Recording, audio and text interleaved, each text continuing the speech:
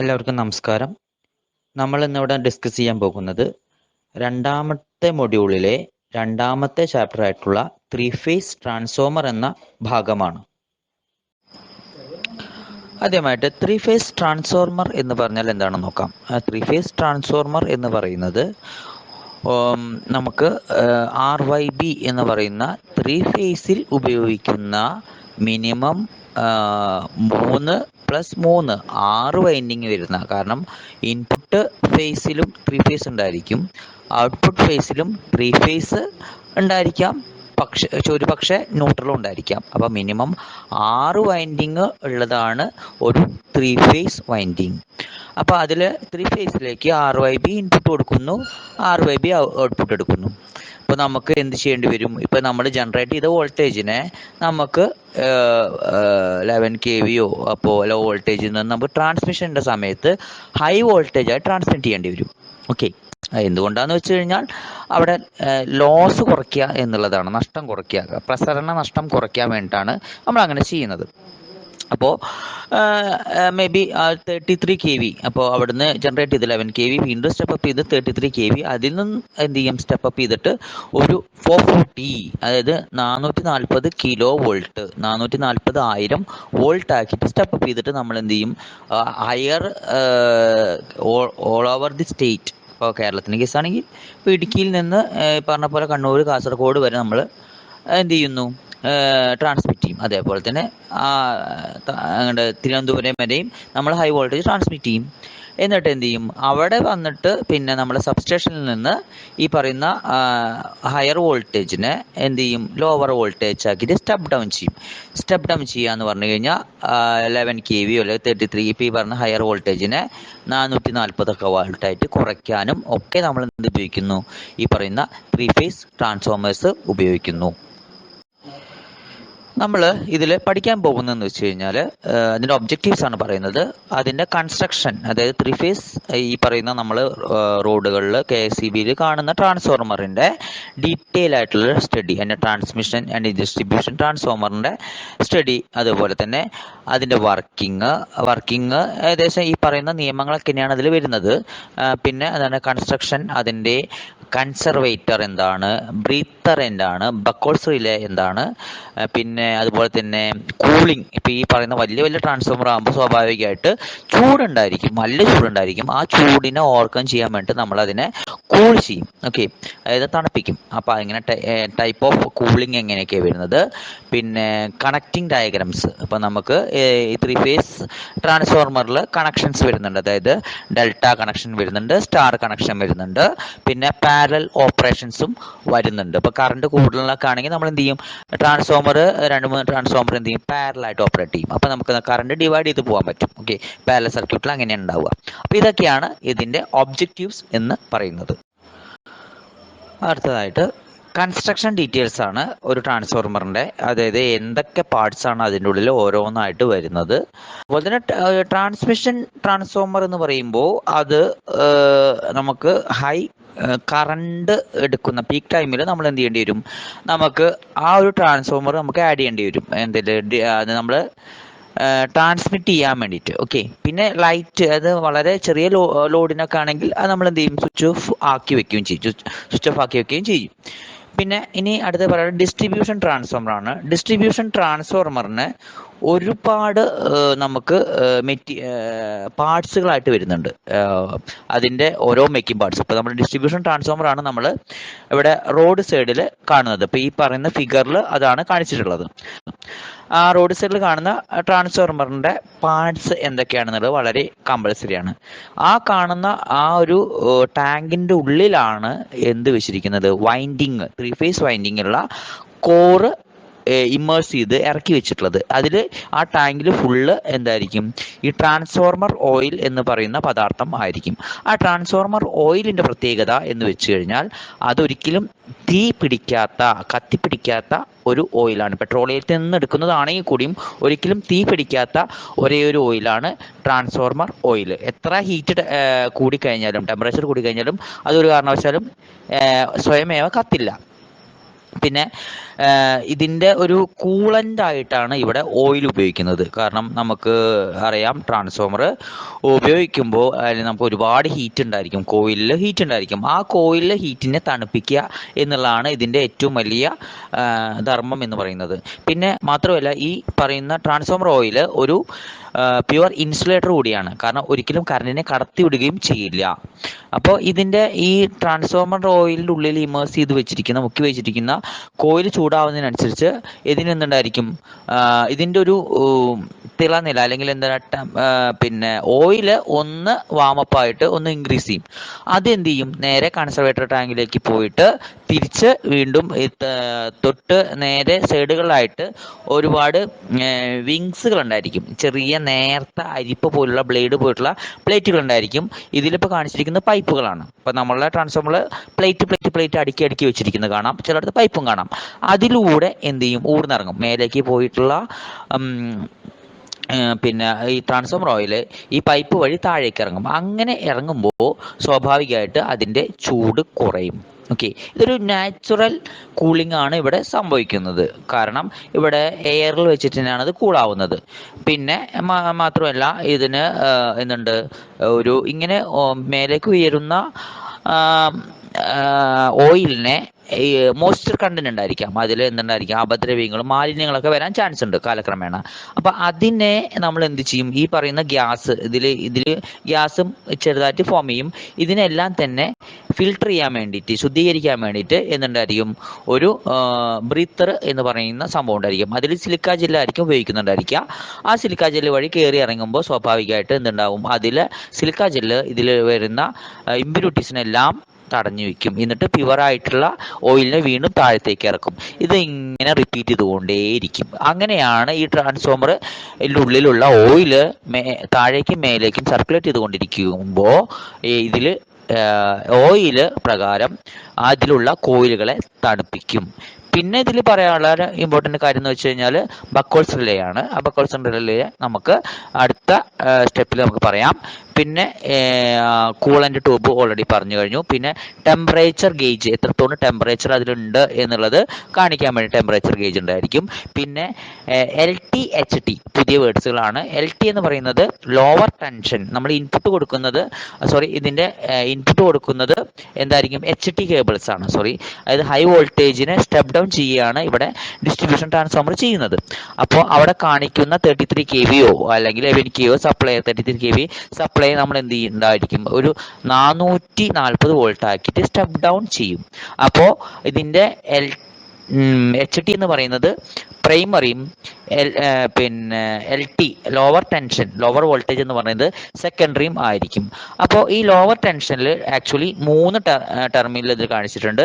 പിന്നെ എന്തും കൂടി ഉണ്ടായിരിക്കും, ഒരു ന്യൂട്രൽ ലിങ്കും കൂടി കാണിക്കും. കാരണം അത് എന്താണ്, ഇത് ആക്ച്വലി ഡിസ്ട്രിബ്യൂഷൻ ട്രാൻസ്ഫോമർ എന്ന് പറയുന്നത് ഒരു ഡെൽറ്റ, അതായത് ഇൻപുട്ട് സൈഡിൽ 3 ഇൻപുട്ട് RYBയും ഔട്ട്പുട്ടിൽ RYB പ്ലസ് ന്യൂട്രൽ ആകുമ്പോൾ അത് സ്റ്റാർ കണക്റ്റഡും ആയിരിക്കും.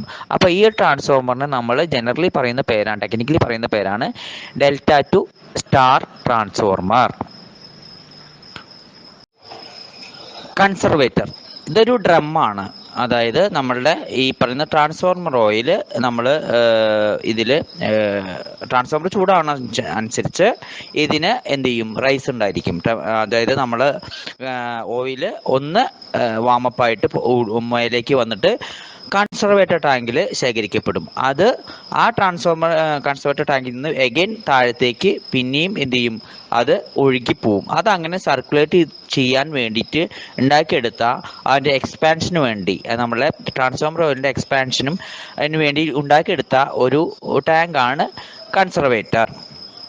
പിന്നെ അതിൻ്റെ ഈ ട്രാൻസ്ഫോമർ ഓയിൽ നമ്മൾ ടൈറ്റ് ചെയ്ത് വെക്കാൻ ഒരിക്കലും പാടില്ല. മറിച്ച് എന്ത് വേണം, അത് ആക്ച്വലി ഒരു സ്പേസ് വേണം, എക്സ്പാൻഷൻ സ്പേസ് വേണം. അത് പ്രൊവൈഡ് ചെയ്യണതും കൺസർവേറ്റർ ടാങ്കിലാണ്. അതായത് നമ്മുടെ ടാങ്കിലെ താഴെയുള്ള മെയിൻ ടാങ്കിൽ നിന്ന് പിന്നെ വാമപ്പായിട്ട് പൊന്തി വരുന്ന ഓയിലിനെ ശേഖരിക്കാനുള്ളതാണ് ഈ പറയുന്ന കൺസർവേറ്റർ ടാങ്കർ. ബ്രീത്തർ എന്ന് പറയുന്നത് അത് നമ്മളുടെ ഈ കൺസർവേറ്റർ ടാങ്കിനോട് അറ്റാച്ച് ചെയ്തിരിക്കുന്ന ഒരു സംഭവമാണ്. ഈ ബ്രീത്തർ നമ്മൾ അതിലായിരിക്കും നമ്മളുടെ സിലിക്ക ജെല്ലും കാര്യങ്ങളൊക്കെ വരുന്നത്. അതുകൊണ്ട് തന്നെ നമ്മളുടെ ഈ പറയുന്ന എക്സ്പാൻഡ് ചെയ്തിട്ടുള്ള മോയ്സ്ചറിലേക്ക് എന്ത് ചെയ്യും, മോയ്സ്ചർ കണ്ടന്റിനൊക്കെ ഈ സംഭവം ബ്രീത്തറിൽ വഴി നമ്മൾ എന്ത് ചെയ്യും, അത് ശേഖരിച്ച് വെക്കും. അതായത് എക്സ്പാൻഷൻ ഗ്യാസ് അറ്റ്മോസ്ഫിയറിലേക്ക് വരുമ്പോൾ ആ ഗ്യാസിനെ എന്ത് ചെയ്യും, ഈ ബ്രീത്തറിലൂടെയാണ് നമ്മൾ കടത്തി വിടുന്നത്.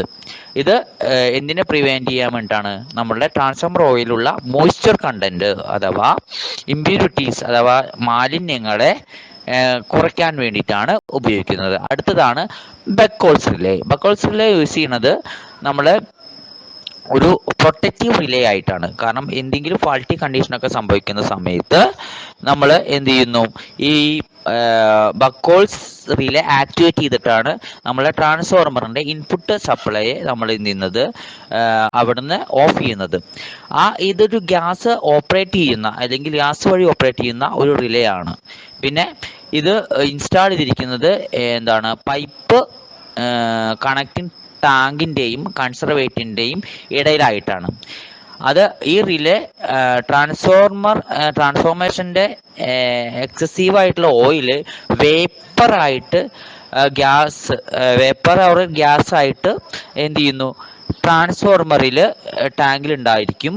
അപ്പോൾ ആ ഫാൾട്ട് ഡിറ്റക്ട് ചെയ്യാൻ വേണ്ടി എന്ത് ചെയ്യും, ഫാൾട്ട് ഡിറ്റക്ട് ചെയ്തുകൊണ്ട് നമ്മളുടെ ട്രാൻസ്ഫോർമറിലേക്ക് വരുന്ന പിന്നെ സപ്ലൈയെ എന്ത് ചെയ്യുന്നു, ഇത് ഓപ്പറേറ്റ് ചെയ്യുന്നു, ട്രിപ്പ് ചെയ്യുന്നു അല്ലെങ്കിൽ ഓഫ് ആക്കുന്നു. അതിനുവേണ്ടിയാണ് ഈ ബക്കോൾസിലെ നമ്മൾ അവിടെ ഉപയോഗിച്ചിരിക്കുന്നത്. ഇതിന്റെ ഫംഗ്ഷനും ഒരു പ്രൊട്ടക്ഷൻ ആണ്. ഓക്കെ, ഇത് ഇൻഡിക്കേറ്റ് ചെയ്യുന്നത് എ എന്നുള്ള പോയിന്റിൽ വഴിയാണ്. അതായത് ഷോർട്ടേജ് ഓഫ് ഓയിലിന് ഷോർട്ടേജ് ഉണ്ടാകുമ്പോഴും ഓവർലോഡ് ഉണ്ടാകുമ്പോഴും ഒരു മൈനറായിട്ട് ചെറിയതായിട്ടുള്ള ഫാൾട്ടുകൾ ഉണ്ടാകുമ്പോഴും എന്ത് ചെയ്യും, ഈ പറയുന്ന ബക്കോൾസിലെ അതുപോലെ തന്നെ ബി എ എന്നുള്ള പോയിന്റിൽ ഓപ്പറേറ്റ് ചെയ്യും. അതേപോലെ തന്നെ due to more gases flow to B, അതായത് ബി എന്നുള്ള പോയിന്റിലേക്ക് മോർ ഗ്യാസസ് വരികയാണെങ്കിൽ operates server fault in transformer. ഒരുപാട് ഫാൾട്ടുകൾ നമ്മൾ ഐഡന്റിഫൈ ചെയ്യും. സർക്യൂട്ട് ബ്രേക്കർ ട്രിപ്സ്, അതുപോലെ തന്നെ put the transformer out of circuit, the transformer is saved. അതായത് ബക്കോൾസ് റിലേ ആ ഒരു കണ്ടീഷനിൽ എത്തുമ്പോൾ എന്ത് ചെയ്യും, ട്രാൻസ്ഫോർമറിനെ സേവ് ചെയ്യാൻ വേണ്ടിയിട്ടും എന്ത് തന്നെയാണ് ഉപയോഗിക്കുന്നത്, ബക്കോൾസ് റിലേ ആണ് ഉപയോഗിക്കുന്നത്. അടുത്തതായി നമ്മൾ ഡിസ്കസ് ചെയ്യാൻ പോകുന്നത് വിവിധ തരം കൂളിംഗ് സിസ്റ്റമാണ്. അതായത് നാച്ചുറൽ എയർ കൂളിംഗ് ഉണ്ട്, നാച്ചുറൽ ഓയിൽ കൂളിംഗ് ഉണ്ട്, ആൻഡ് ഫോഴ്സ് എയർ കൂളിംഗ് ഉണ്ട്, ഓയിൽ ബ്ലാസ്റ്റ് കൂളിംഗ് ഉണ്ട്, ഫോഴ്സ്ഡ് വാട്ടർ കൂളിംഗ് ഉണ്ട്. ഇപ്പോൾ നാച്ചുറൽ എയർ കൂളിംഗ് ആണെങ്കിൽ സ്വമേധയാ വേറൊരു ഫോഴ്സും ഇല്ലെങ്കിൽ കൂടിയും എന്ത് ചെയ്യുന്നു, എയർ വെച്ചിട്ട് എന്ത് ചെയ്യുന്നു, കൂൾ ചെയ്യുന്നു. ഇപ്പോൾ നോർമലി ഡിസ്ട്രിബ്യൂഷൻ ട്രാൻസ്ഫോമർ എന്നല്ല, നമ്മളെ സാധാ സിംഗിൾ ഫേസ് ട്രാൻസ്ഫോർമറിൽ യൂസ് ചെയ്യുന്നത് നാച്ചുറൽ എയർ കൂളിംഗ് ആണ്. കാരണം അവിടെ വേറെ ഓയിലും കാര്യങ്ങളൊന്നുമില്ല, നമ്മളുടെ അന്തരീക്ഷത്തിലുള്ള എയർ ഉപയോഗിച്ചിട്ടാണ് അത് കൂൾ ചെയ്യുന്നത്. പിന്നെ നാച്ചുറൽ ഓയിൽ കൂളിംഗ് എന്ന് പറയുന്നത് എന്താണ്, അത് നമ്മളുടെ ഡിസ്ട്രിബ്യൂഷൻ ട്രാൻസ്ഫോമർ, നമ്മളെ റോഡ് സൈഡിലൊക്കെ കാണുന്ന ഒരു 150 kVA കിലോ വോൾട്ട് ആംബിയർ ട്രാൻസ്ഫോമറിൽ ഒക്കെ ഉപയോഗിക്കുന്നത് നാച്ചുറൽ ഓയിൽ കൂളിംഗ് ആണ്. കുറച്ചും കൂടി ഹെവി റേറ്റിംഗ് ആയിട്ടുള്ള ട്രാൻസ്ഫോർമറിൽ നമ്മൾ ഉപയോഗിക്കുക ഫോഴ്സ്ഡ് എയർ കൂളിംഗ് ആണ്. അതിന് എന്തുണ്ടായിരിക്കും, സെപ്പറേറ്റ് നമ്മൾ ഉപയോഗിക്കുന്നു, ഒരു എക്സോസ്റ്റ് പോലെയുള്ള വലിയ വലിയ ഫാനുകൾ യൂസ് ചെയ്തിട്ട് എയറിനെ ഫോഴ്സ്ഡ് ആയിട്ട് എന്ത് ചെയ്യുന്നു, അതിലേക്ക് അടിച്ചു കയറ്റുന്നു, അങ്ങനെ അത് കൂൾ ചെയ്യുന്നു. അതാണ് ഫോഴ്സ്ഡ് എയർ കൂളിംഗ്. പിന്നെ ഓയിൽ ബ്ലാസ്റ്റ് കൂളിംഗ്, അതായത് ഓയിലിനെ ബ്ലാസ്റ്റ് ആയിട്ട് നമ്മൾ എന്ത് ചെയ്യുന്നു, കൂൾ ചെയ്യിക്കാൻ പറ്റുന്നു. അതാണ് ഓയിൽ ബ്ലാസ്റ്റ് കൂളിംഗ് എന്ന് പറയുന്നത്. അതായത് നമ്മൾ ഈ പറയുന്ന ട്രാൻസ്ഫോമറിലേക്ക്, ഇത്രയും റേറ്റിംഗ് ഉള്ള ട്രാൻസ്ഫോമറിൽ ഈ സിസ്റ്റമാണ് യൂസ് ചെയ്യുന്നത്.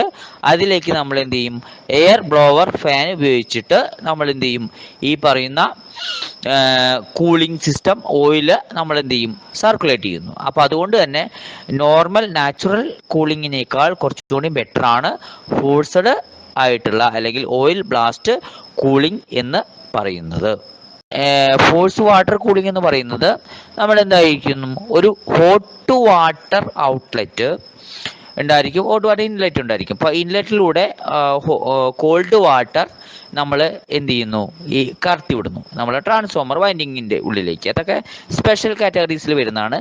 അപ്പോൾ അതുണ്ടായിരിക്കും ആ ഒരു വാട്ടറിൻ്റെ തണുപ്പ് കാരണം അതെന്ത് ചെയ്യുന്നു, തണുക്കുന്നു. എന്നിട്ട് പിന്നെ എന്തായിരിക്കും, ഇവിടെ നിന്നുള്ള ട്രാൻസ്ഫോമർ കോയിലിൻ്റെ ഹോട്ട് കാരണം അല്ലെങ്കിൽ ചൂട് കാരണം അതെന്തായിരുന്നു, ഈ പറയുന്ന കോൾഡ് വാട്ടർ ഹോട്ടാവുന്നു. അത് നമ്മൾ ഔട്ട്ലെറ്റ് വഴി പുറത്തേക്ക് വരുന്നു. അതാണ് ഫോഴ്സ്ഡ് വാട്ടർ കൂളിംഗ് എന്ന് പറയുന്നത്. Different method of connecting the winding of 3-phase transformer. നമുക്ക് 3-phase ട്രാൻസ്ഫോർമറിൽ നമുക്ക് എന്ത് ചെയ്യാൻ പറ്റും, 2 ടൈപ്പ് മെത്തേഡിലാണ് മെയിനായിട്ട് നമ്മൾ അതിനെ കണക്ട് ചെയ്യാറ്. അതായത് star connection and delta connection. Star connection എന്ന് പറയുമ്പോൾ അതിൽ ന്യൂട്രൽ വരും. ഓക്കെ, അതായത് ഒരു 120 ഡിഗ്രി ലെവലിൽ നമ്മൾ വൈൻഡിങ്ങിനെ ചിരിച്ച് വരച്ചിട്ട് സെൻട്രലിലെ പോയിന്റ് എന്ത് ചെയ്യും, ഒരു ന്യൂട്രൽ ലിങ്കിലേക്ക് കണക്ട് ചെയ്യും. അപ്പൊ സെൻട്രലിലെ പോയിന്റ് ഒരു പോയിന്റ്, ബാക്കി വന്നു ചേരുന്ന 3 പോയിന്റുകൾ ഓരോ പോയിന്റുകളായിട്ട് 4 ടെർമിനൽസ് ആണ് ഇതിനുണ്ടായിരിക്കുക. ഒന്ന് RYBA കൂട്ടത്തിൽ എന്നുണ്ടായിരിക്കും ഒരു ന്യൂട്രലും കൂടി ഇതിനുണ്ടായിരിക്കും. അതിനെ സ്റ്റാർ കണക്ഷൻ എന്ന് പറയുന്നു. അതായത് നമ്മൾ വരുന്ന വോൾട്ടേജിനെ 220 volt between 1 phase and neutral. അതായത് ഒരു ഫേസിനും ന്യൂട്രലും ബിറ്റ്വീൻ ആയിട്ടുള്ള വോൾട്ടേജ് എന്ന് പറയുന്നത് 220 വോൾട്ടും പിന്നെ 2 ഫേസുകൾക്ക് ബിറ്റ്വീൻ അല്ലെങ്കിൽ ഇടയിലുള്ള വോൾട്ടേജ് എന്ന് പറയുന്നത് ഈ 440 വോൾട്ടും ആയിരിക്കും. ഡെൽറ്റ കണക്ഷൻ ആണെങ്കിൽ അവിടെ ന്യൂട്രൽ ഉണ്ടായിരിക്കില്ല. അവിടെ എന്തായിരിക്കും, 3 ഫേസുകൾ തമ്മിൽ ഒരു ട്രയാങ്കിൾ ആകൃതിയിലാണ് കണക്ട് ചെയ്തിട്ടുണ്ടായിരിക്കുക. അതുകൊണ്ട് തന്നെ അത് എന്തായിരിക്കും, ഡെൽറ്റ കണക്ഷൻ ആയിരിക്കും വിത്തൗട്ട് ന്യൂട്രൽ. പിന്നെ ഈ ഡെൽറ്റ കണക്ഷൻ എന്ന് പറയുന്നത് ലൈൻ വോൾട്ടേജ് എന്ന് പറയുന്നത് ഫേസ് വോൾട്ടേജിനായിരിക്കും. ആൻഡ് ലൈൻ കറണ്ട് എന്ന് പറയുന്നത് √3 ഇൻറ്റു ഫേസ് കറണ്ട് ആയിരിക്കും. പിന്നെ ഒരു ടേബിൾ ഇവിടെ കാണിച്ചിട്ടുണ്ട്. അത് പ്രകാരമായിരിക്കും എന്തുണ്ടായിരിക്കുക, ഓരോന്നിൻ്റെയും നമ്മളുടെ പ്രൈമറിയിൽ സ്റ്റാർ എന്ന് പറയുമ്പോൾ അതുപോലെ തന്നെ സെക്കൻഡറിയിൽ സ്റ്റാർ ആണ്. അപ്പോൾ പ്രൈമറിയിലും സെക്കൻഡറിയിലും സ്റ്റാർ ആണെങ്കിൽ അത് ഉപയോഗിക്കുന്നത് higher voltage and higher power ട്രാൻസ്ഫോമേഴ്സിലാണ്.